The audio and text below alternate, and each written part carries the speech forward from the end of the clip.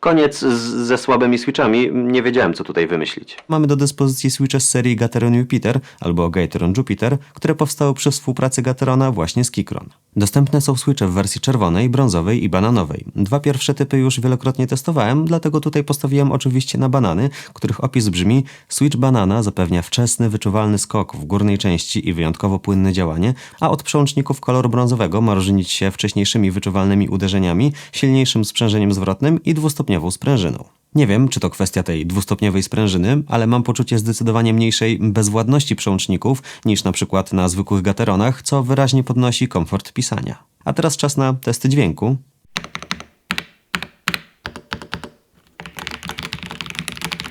Mnie się ten dźwięk podoba, to też pierwsza klawiatura, o którą byłem pytany podczas transmisji w internecie, a ta klawiatura leżała poza kadrem, więc powodem pytań był właśnie ten dźwięk.